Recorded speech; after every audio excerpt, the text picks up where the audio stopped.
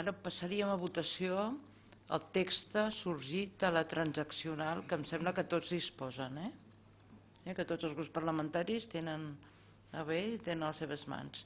Per tant, vots a favor del text. No el tenen? El procediré a llegir, si us sembla.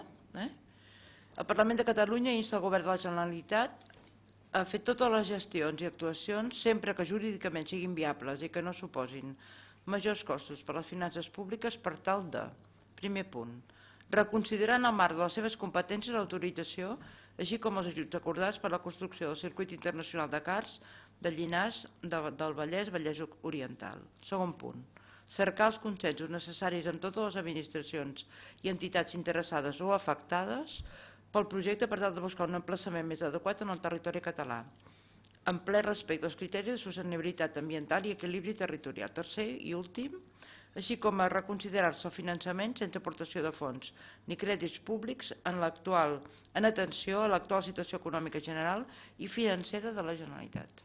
D'acord?